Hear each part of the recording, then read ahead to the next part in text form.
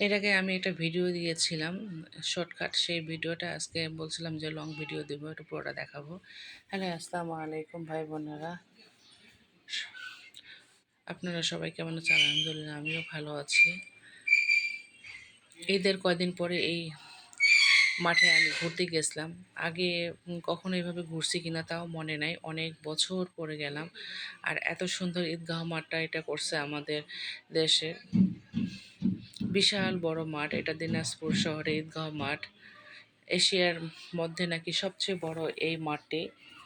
আর এটা অনেক সুন্দর করছে ঈদগাহ মাঠটি। অনেক আগে ছিল না এরকম, সিম্পল ছিল, কোনো কিছু এরকম সুন্দর করে সাজানোও ছিল না। আর এখন হয়তো এইখানে ঘাস, পুরা মাঠ ঘাস ভরা ছিল। অনেক জায়গায় দেখতেছি যে বালু বালু। এখানে খেলা হয়, প্রায় ক্রিকেট খেলা, এখন সব ধরনের খেলা হয়। এক মহিলা দেখতেছি যে মোটরসাইকেল চালা শিখতেছে। আর বিশাল বড় এদিকে, তো এই বিশাল বড় একটা, তার আবার ওই সাইডেও কিন্তু আরেকটা বিশাল বড় মাঠ আছে। সেখানে বাণিজ্য মেলা হয় আমাদের দেশে। আর এখন ঈদের উপলক্ষে ওখানে মেলা হচ্ছে। মেলা মানে বাচ্চাদের খেলা টেলা, অনেক সুন্দর জায়গা সাজে, সেটা আমি অবশ্য পরে যাব, আগে এটা ঘুরে নিচ্ছি। বাচ্চাদেরকে নিয়ে আসছে, বাচ্চারা খুব মজা পাচ্ছে, এনজয় করতেছে, কারণ বিশাল বড় একটা জায়গা, খোলামেলা। আর এটা হচ্ছে আমার বড় বোনের মেয়ের ঘরে নাতি, সে কুকুরটা দেখাচ্ছে আর আমার সঙ্গে শয়তানি করতেছে, দুষ্টামি করতেছে, অনেক কথায় অনেক দুষ্টামি করে সে আমার সঙ্গে।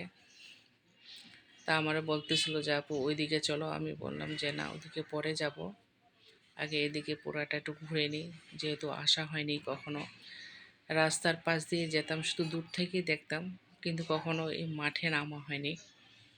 হয়তো অনেক আগে একবার আসছি, সেটাও আমার মনে নাই কত সালে। আর অনেক এত দুষ্টামি করতেছে সে আমার সঙ্গে, ও সব সময় মজা করে সবার সঙ্গেই।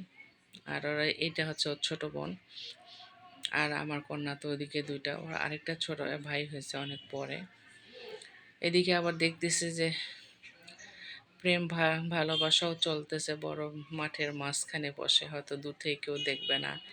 কি সুন্দর আলোচনা করতেছে তারা মাঠে বসে। আর ওদিকে ওই এক মহিলা, সে মোটরসাইকেল চালা শিখতেছে। আর ওদিকে দেখলাম খেলতেছে বাচ্চারা বড় বড়।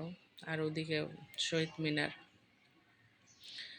আছে, আমার মেয়ে বলছে ওদিকে, আমি বলছি না, এই ও তো দূরে আমি যাব না, অনেক দূর, আসলে মাঠটা কিন্তু আসলে অনেক বিশাল বড়।